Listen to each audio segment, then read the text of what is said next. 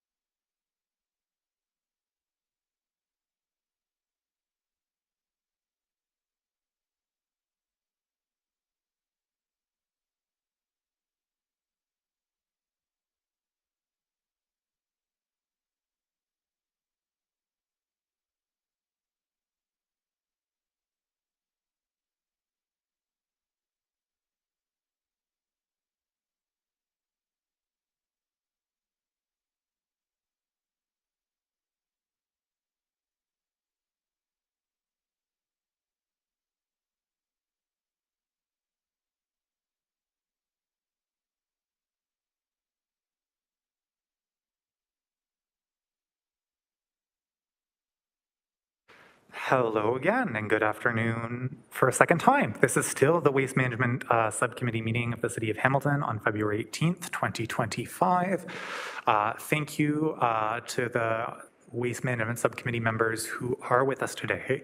Unfortunately, it's been the 15 minutes in our procedural bylaw that we wait, and we are not yet at quorum. As the agenda is entirely information reports today, we are still going to be receiving those information reports. It's just that we won't be able to function as a formal committee meeting, approving and receiving materials and referring them on to there. Happy to entertain questions as they come up from committee members, and I'm still going to kind of act as our facilitator of any Q&A, but mostly this will just feature staff presentations, and some of those movings, secondings, receivings won't be part of our agenda today, and we'll formally receive these materials at a future meeting. If that works for everyone, I'm going to skip calling the meeting to order. I'm going to skip the approval of the agenda and all those things because we're not sitting as a formal committee, and I'm going to turn the mic over to our bench, and Director Story and team are going to walk us through some of the presentations that we have here. And if you're watching online, there might just be a bit of buffering as we pull up slideshows and get going in this format. Over to you.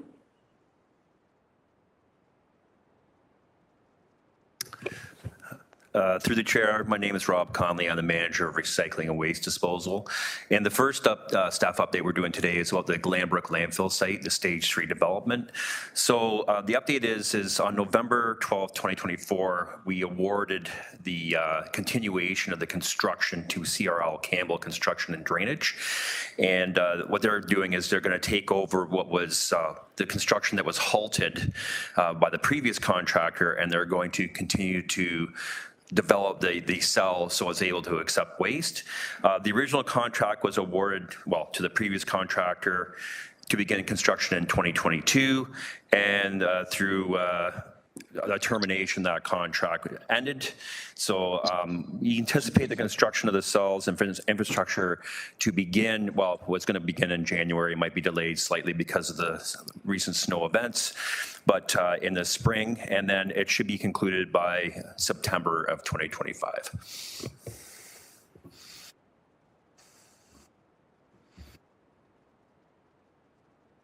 Is there any questions or anything, or? Lori, just as the presentation's up on the screen, I'm not able to see you, so please feel free, especially as we're in more informal today, to unmute yourself and say, hey, I have a question, Lori, because I won't be able to see you. Oh, there's been split screening done. Thank you so much, Sal. If there's not any questions, if someone has a burning question at a later date, we can try and get there, but we might jump to the next update.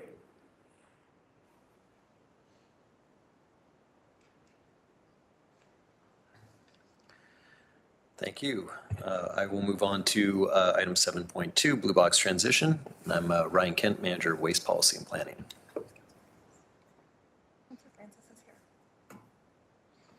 Thank you. I'm going to just check in with our clerks team to see if we need to change anything with how we're running the meeting. No, we still have to meet informally. Yeah, I think, okay. So I'm hearing that because the quorum point wasn't reached, we're still going to meet informally. Thank you for joining. We're going through the agenda informally and hearing from information updates. If folks are able to stay on, that's what's happening right now in this meeting. And we're on item 7.2, and I'll pass the mic back over to Manager Ryan Kemp. Thank you. All right, so this first slide on the Blue Box transition, we're talking about key dates for everyone to be aware of that are upcoming. And the first of those dates related to Blue Box transition is April 1st, 2025. And on that date, the city will no longer be responsible for Blue Box collection and processing of recycled materials at the city's material recycling facility. Our next date is a range of dates. It's April 1st, 2025 to December 31st, 2025. This is considered the Blue Box transition period for the city of Hamilton. This is when producers have taken over the responsibility of the program.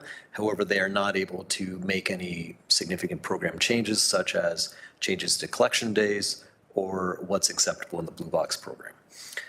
The one big change here is that as of this date or during this time period, residents who will want to obtain Blue Boxes, for example, if they have a broken Blue Box and want to replace it, they will have to speak with the producer's contractor for the city of Hamilton, which is GFL Environmental.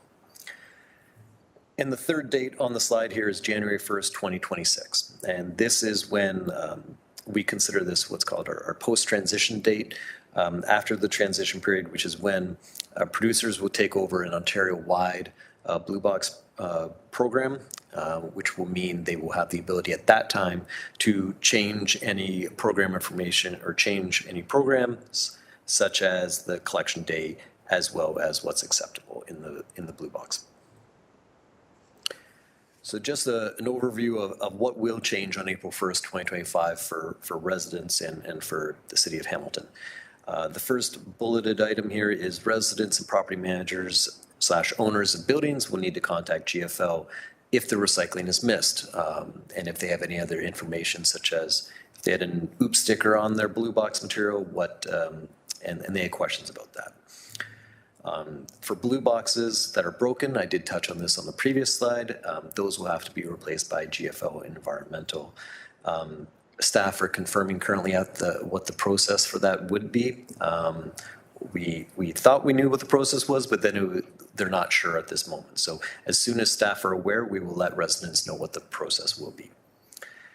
Additional Blue Boxes, we have been told that if you're not replacing a Blue Box that is broken, that those will have to be purchased by residents.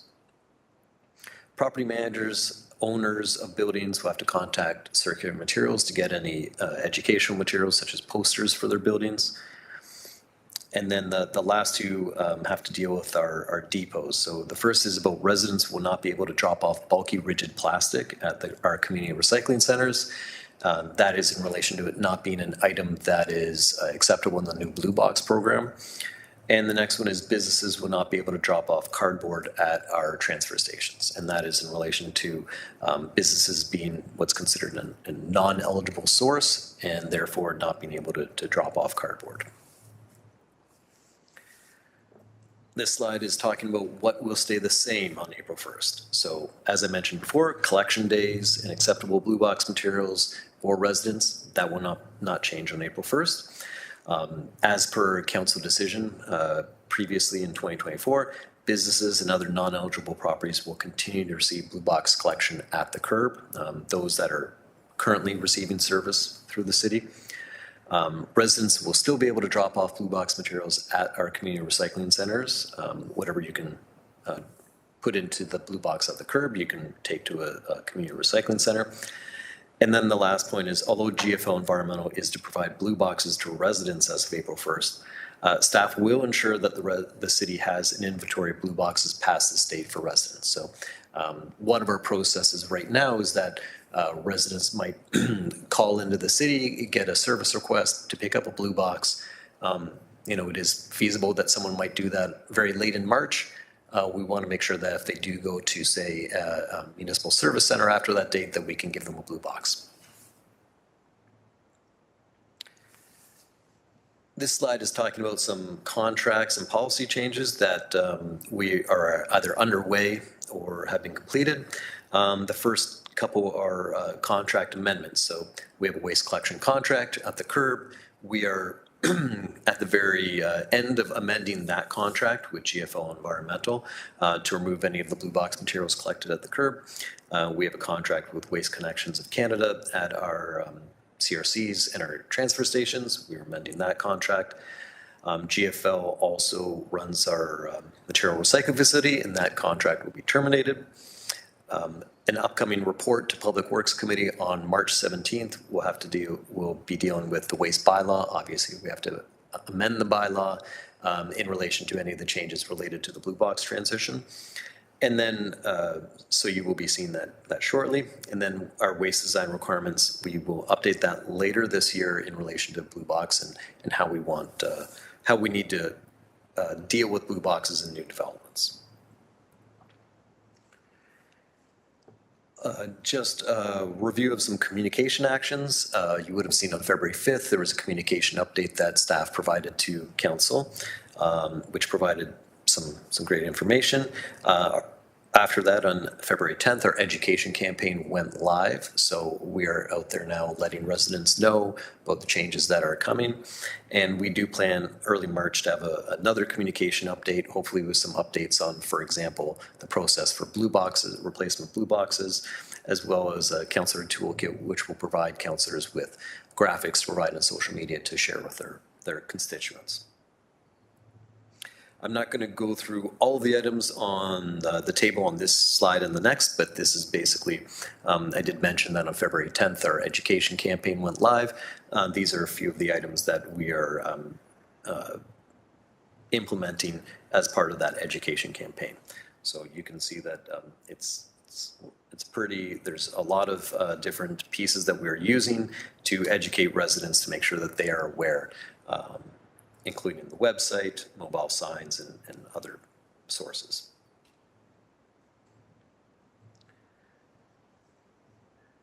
And the last slide on Blue Box transition is our decisions and next steps. So currently, staff are working with GFL Environmental on pricing, so negotiating pricing on collecting non-eligibles after January 1st. So as I mentioned, we do have council direction to collect this material up until December 31st, 2025. We do expect to have a report going to Public Works Committee in Q2, which will provide greater detail on what that looks like and pricing and options for how to service these businesses and other non-eligibles past that date.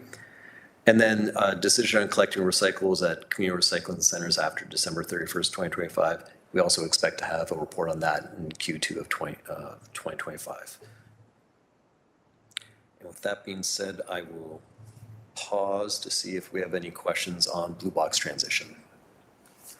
Yeah, Lori.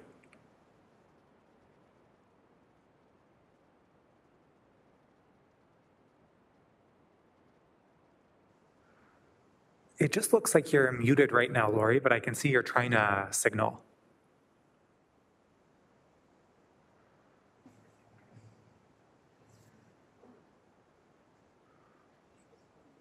We were able to hear you before. Is there a red microphone button in the bottom left-hand corner of your screen?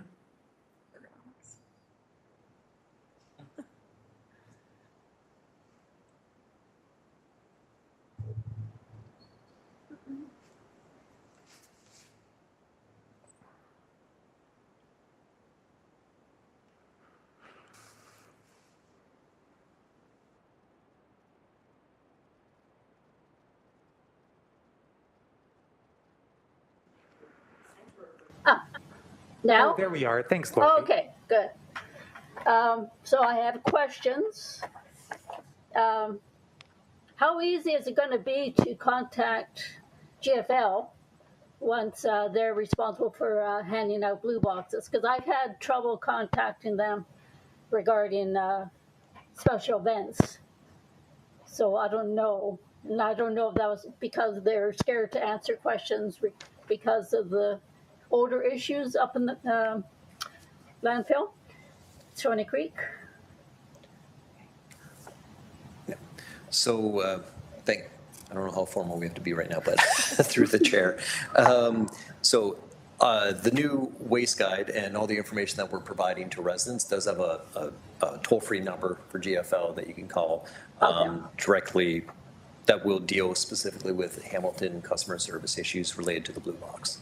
So it should be pretty easy. I would say that in speaking to other municipalities that have transitioned, that it's been a fairly seamless transition when it comes to dealing with customer service issues related to the blue box.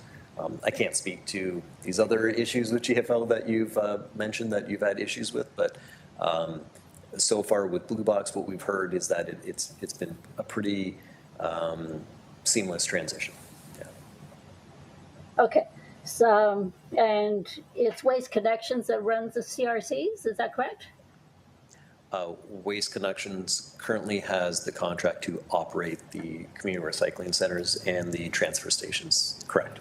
Okay, so the only change really for residents and what they drop off is only going to be on the bulky plastic, but the other materials are still going to be all right to drop off there? Yes, so that's right. Bulky rigid plastics, you would not be able to drop off at community recycling centers anymore. But if you were taking, say, cardboard, you would still be able to drop that off between April 1st and December 31st, 2025. And we're still waiting to confirm whether or not we will do that past that date. But cardboard is something that we can generally put in the blue box. Let's say scrap metal, that's not something that can go into the blue box. So why does that can still be dropped off as well? Yeah, yes. So anything that you could drop off at the curb into your blue box can be dropped off at a CRC Yes. at that date. If Right. you want to drop off any of the other materials that we collect at CRCs, such as scrap metal, that would still be acceptable at that period of time. The only change would be the bulky rigid plastics would not be accepted, and for commercial customers, the cardboard. Is there a particular reason why the bulky plastics have been dropped? Yes, so currently, the city finds a market for that through our material recycling facility. Will not be operating the material recycling facility past that date. Okay. Yeah, and it's also not considered an eligible material as part of the new blue box regulation. Because it's not packaging? Although there are other things that are not packaging either. Okay, and then regarding the calendar, the last 3 months of the calendar are actually going to be in limbo. They're currently in limbo because we don't know what the changes will be. Yes, so if there are changes at that time, then communication will be provided to residents if there are any changes within the time period. So if you're speaking from January 1st, 2026 to March 31st, 2026? Yes, that's what I was talking about. Do you anticipate there are going to be changes? At this time, I don't anticipate there being changes to collection days, but I mean, really staff have no way of knowing what circular materials or the producers will decide to do at that date. But I think right now, their main goal is to get through transition and then figure things out after that. Yeah. Okay, thank you. Thanks, Lori. I see Kevin also has some questions on the Blue Box transition presentation update.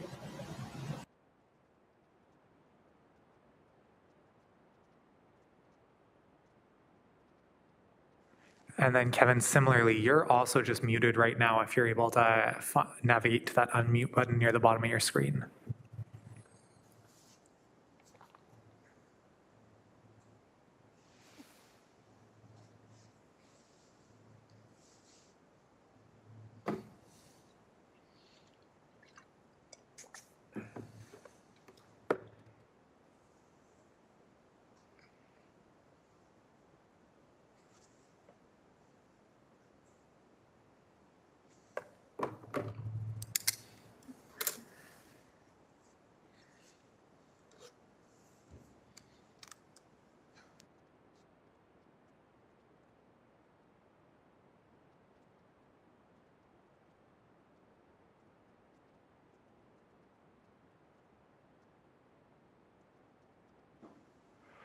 There might be a pop-up dialog on your screen that says the host has asked you to unmute. If you hit yes to that, you can unmute. Also, I believe there's some ability if you're able to type your question into the chat, a little bit less efficient, but we are able to get things done that way as well.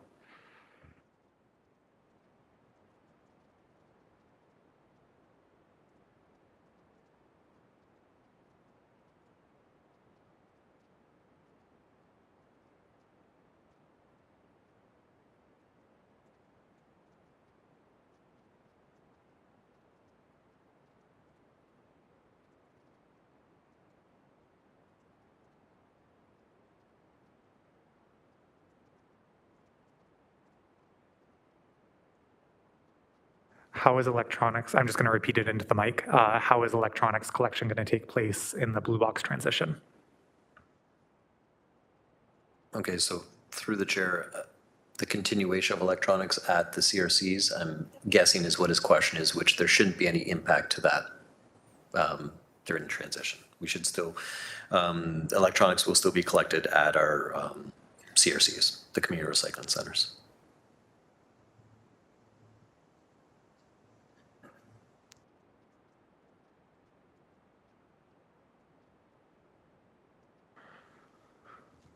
Just checking to see if there's a follow-up to that question, but gonna look around and not seeing any other questions. So pending any follow-up,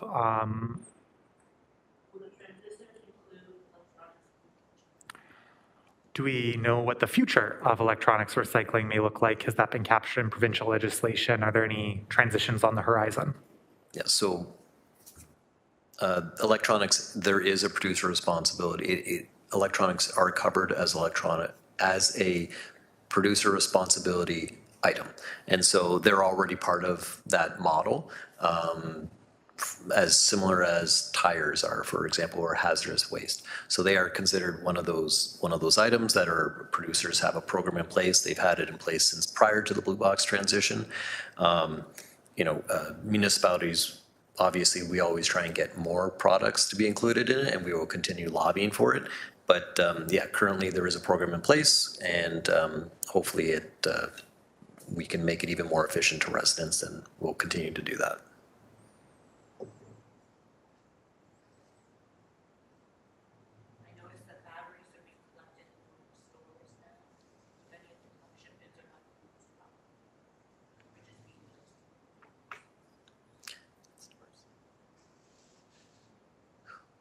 Was that a comment or a question? Okay, so so he said in stores, we don't have any control over what happens in stores, obviously. We do know that, the containers that we are using in the libraries and the city's facilities are being used quite well. We haven't had any issues with our battery recycler. We're actually putting some ones with sensors now, so they're a little bit more efficient to be used and picked up. So we've had no issues with bins that the city has in its city facilities currently. I can't speak to what's happening with what's going on at the stores.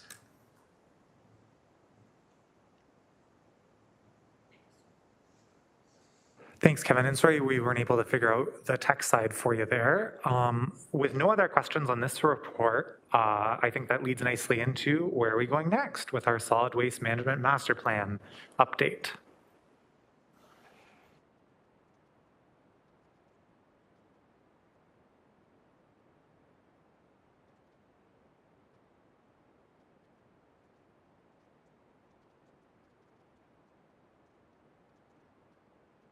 A little delay here. There we go.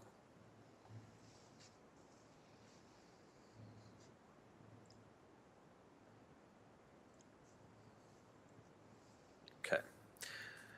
Right, so moving into item 7.3, solid waste management master plan. So very exciting for staff that we're actually able to move forward with this project now.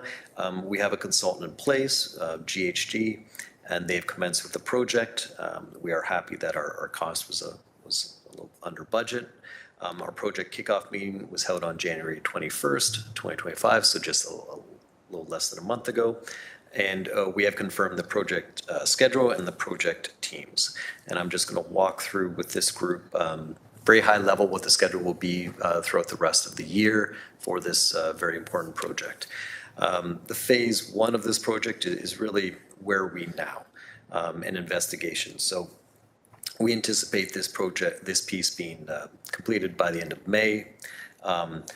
Our tasks and deliverables will be a current state report.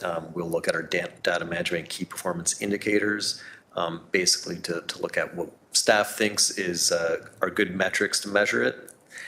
Future state forecast, we'll look at the technology and policy review, as well as regulation and legislation, and use all that information to come up with a gap analysis of what others are doing, where we should be, and where we actually are. We are anticipating to have an open house by that period of time as well, have an internal stakeholder engagement, and then at the next Waste Management Subcommittee meeting, which is scheduled on April 22nd, we hope to engage in this group a little bit more thoroughly with the process and what we hope to get out of phase one.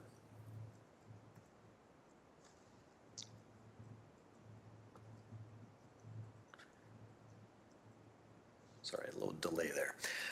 So phase 2 has been called ideation, or where do we want to go? This will really look at identifying and evaluating the options for the master plan, and identifying what we as staff think our preferred recommendation, what elected officials think are preferred recommendations, and what the residents think. So there will be a second public open house. We will also open up an online survey at that time. There will also be a costing review at this point, so we know where these recommendations kind of land budget-wise. And the third point, or the last point here, is Waste Management Subcommittee / Council engagement. So we have spoken at previous Waste Management Subcommittee meetings about engaging this group, but we're also hoping to engage the larger council ahead of making any decisions. So we're still looking at what that will look like and figure that piece out. But that is the plan as of now. And we're hoping to have that piece all completed by the end of August.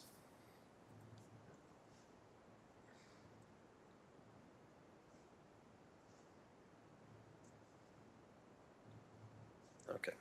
And the last phase here is finalization. So how do we get there? This will include some more internal stakeholder engagement and the construction of what we anticipate being a 5-year action plan for how to get to our targets. Identify a recommended waste management system, finalize the plan. We do have a waste management subcommittee meeting scheduled currently for September 25th, so we will bring this back to that group. And obviously, we will finish this off with a report to the Public Works Committee. And we anticipate all of this work being done by the end of December of this year.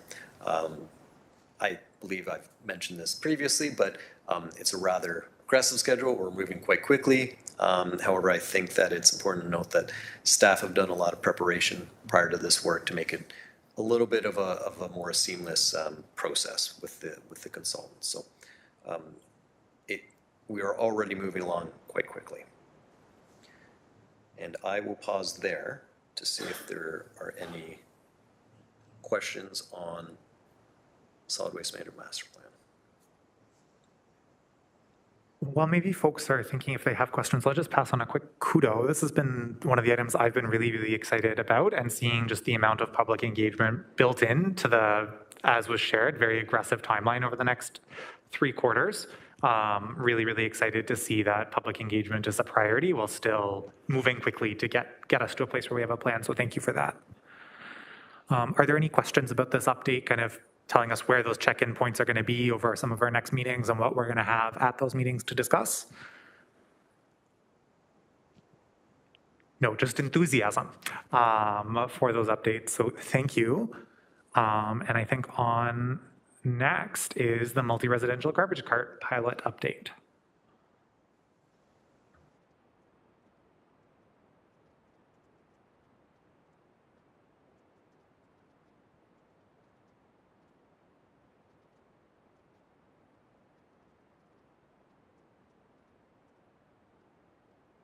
Yes, thank you. Okay, moving along to the multi-res garbage cart pilot. A brief update here. So back in November of 2024, staff did meet with the Development Industry Liaison group to present the program idea and details about the pilot, and it was received quite well by that group. They're very happy that the city is moving forward with another option for smaller apartment buildings, infill developments to provide another option to those groups. So positive feedback from there, which was kind of the last check mark before commencing with a pilot, and that did move forward on January 6th, and we hope to complete it at the end of June. We currently have 12 buildings and are currently participating in the pilot, and more may be added. We do have some carts that if we do want to add any more, we can. I would say that we did have some buildings asked to be included in the pilot while talking with developers about other things, the pilot coming up and them being very excited about it and wanting to have some buildings participate in the pilot, which is also really good feedback from that perspective. So it's been all positive so far. the report that I did mention previously about the waste bylaw being updated in relation to the blue box transition, it will also be updated to allow these carts to be used at multi-residential buildings. We kind of thought it was a good time to put that in there as well. It does state that the carts have to be provided by the city, so it does give us some control over it. So if for some reason there was a delay, someone couldn't just put out a cart that they just bought somewhere at the curb and have it used. The costs for the garbage carts are included in the capital budget, so that has all been covered off. So no additional funds are required for it. We do have a couple of photos of some of the buildings that are using the garbage carts currently. It's important to note that both of these buildings previously had piles of bags of garbage at the curb. And so this is, we think, quite an improvement. The one on the right, we did have to talk to about the bags sticking out the top there, but all in all, everything is going quite well. And one of the big things that we want to get out of this, the pilot, is understanding what kind of setouts we need when designing new developments, setouts, storage, and these types of things. And the best way to know that is through a pilot and getting feedback from building owners and operators, as well as our own operators of how much space they need at the curb to collect the garbage. So again, it's going quite well. We're happy with it, and we'll be happy to provide an update to this group once the pilot is complete at the end of June, and provide updates to the waste design requirements later this year to reflect this change. And I will pause again to see if there are any questions on this update. Not seeing any questions from committee. I'll just say I raised this with staff. A constituent reached out, had this issue when this in the sector. Think this is a huge improvement, so glad to see that it's coming forward. And I know there's certainly folks who are looking to get rid of those piles of bags in downtown areas, and so a great solution for that. Thank you. And I think our next and penultimate update is our promotion and education. Oh, apologies. We do have a question.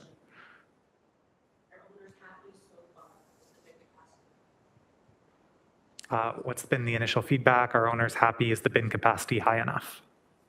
Yeah, so in most cases, yes, we've had one building say that they would like more carts, and so we'll take that feedback. Obviously, we have garbage limits and these types of things, so part of this is getting that type of feedback. In the most cases, it's been very positive, and the capacity has been enough, but we've had one owner that we're working with on their capacity issues.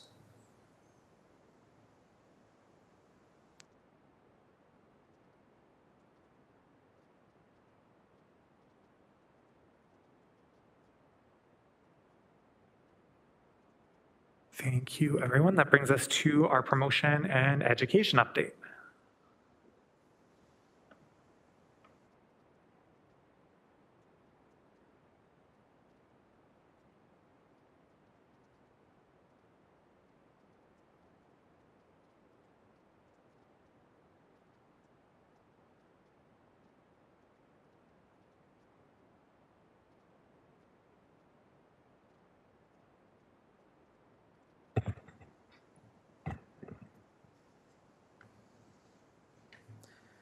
All right, the first item I'll be talking about for the promotion education update is the 2025-2026 Waste Guide.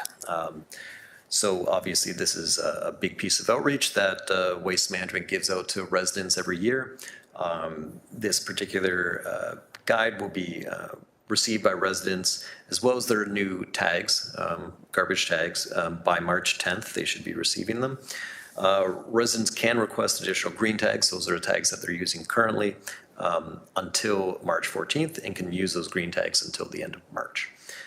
Residents can request additional new blue tags or report missed mailing. So if they never received their waste guide, they can do that as of March 17th. So we've provided the councillors here in the chambers with the new revised waste guide. Just a couple of highlights. Obviously, the waste guide talks quite a bit about the blue box transition. You can see on the cover there that it does very clearly say that starting April 1st, 2025, Blue Box program will be operated by Circular Materials, and the contact information for any customer service issues. But though also clearly saying that, the city is still in charge of taking care of garbage and yard waste and the green bin. And there's more detail inside the waste guide as well. I will also mention that there is a piece in there about the solid waste management master plan as well. The next update, I wanted to just speak to this group. We've been working on this campaign about a year and a half, I guess. So educating students that are living off campus for McMaster and for Mohawk College. So we are rolling out this year's campaign mid-March. It'll include a lot of the same aspects of the previous campaigns, including postcards mailed to what we know as being off-campus houses, advertisements on bus shelters in those wards and those areas close to those schools, social media posts that will be through both the city as well as the school social media channels. Staff will also be coordinating with schools on attendance at events and input from neighborhood associations. And this is another one of our programs that we've received a lot of positive feedback, so it'll continue just as we have previously, with maybe some updates to the key messaging and those types of things. So that will continue again this year. And then I wanted to give this group, take this opportunity to give this group a little bit of feedback on our school education program, which has been pretty successful. I would say last year was the first one that kind of hit post-COVID numbers again, getting back to kind of normal. Up to this point, we had some virtual presentations that we were doing. We really saw that drop off a lot last year. A lot of students want to get back to our central composting facility in that education room that we have there to learn about our waste management programs. So just as a recap, this program educates grade 5 students and really teaches them about proper waste management practices. The City of Hamilton pays for the busing for all these students to get to the central composting facility and back again. In 2024, we carried out 17 presentations with 482 children attending, and our goal is to do even more this year. I will say that we have adapted our messaging a little bit, focusing a little bit more on the green bin as opposed to the blue box because of the transition, as well as a little bit on some of the other programs that will be more important, for example, battery recycling. And I will take another pause to see if there are any questions on public education.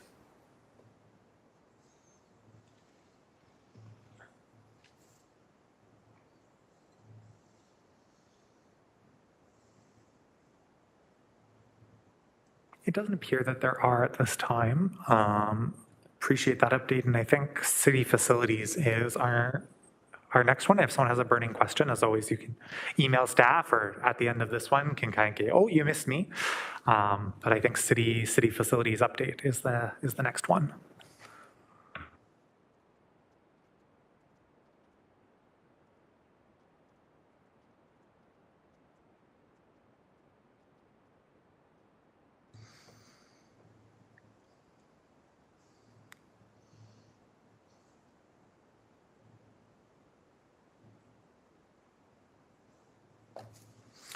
All right, yes, this is our last topic of the day, waste diversion at city facilities. So after our last waste management subcommittee meeting, we were asked by a couple of committee members to look into our waste management diversion at city facilities in relation to special events that are being held there. So staff have looked at that a little bit closer, and these are our findings as well as how we'll move forward on this particular item.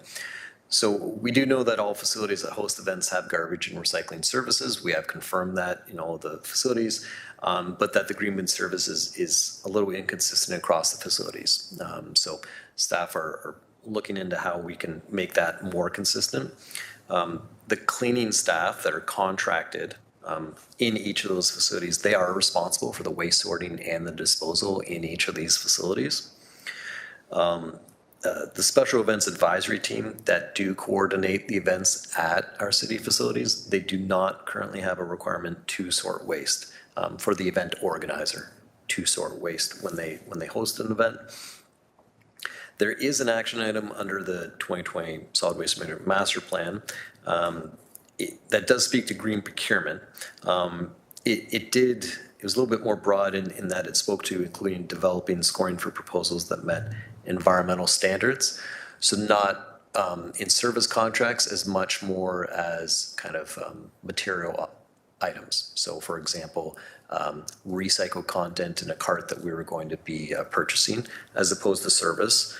But it can certainly be applied to this as well. So the takeaway here, I think, is really that waste management staff, after looking at this a little bit closer, understand that there is a need for a consistent policy for these types of events at city facilities.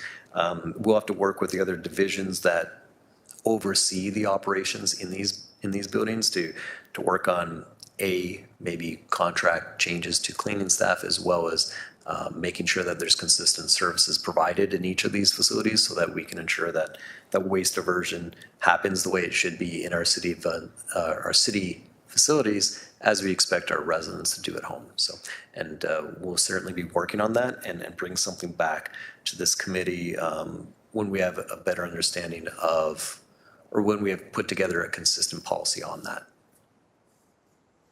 And I'm happy to take any questions on this as well. I'm not seeing any questions right now. Just I'll say thank you that I know this is personally, I was one of the folks who asked for it, so personally appreciated. I think there's a bit of follow-up in terms of the low-hanging fruit of you have an event organizer willing to do the separation, they do the separation.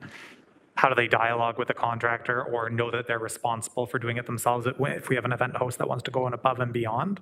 But otherwise, yeah, everything is a level of service, and that requires a conversation amongst this committee to make changes, and appreciate our reviews being done. So no questions, just appreciation that this line of sight to what's currently happening and where this item's going. Anyone else with any questions or comments on this report? Not seeing any, and knowing that we also aren't really meeting formally as a committee again, at our next Waste Management Subcommittee meeting, there will be on the agenda many of these reports to receive them formally, so they can get carried forward through the city's committee process. Thank you everyone for participating in a bit more of an informal way so we could get this out and share this information with the public or anyone's watching and still move through these updates. I don't know that it's really my place, but I think we're done. And this meeting is now over. At 1:30.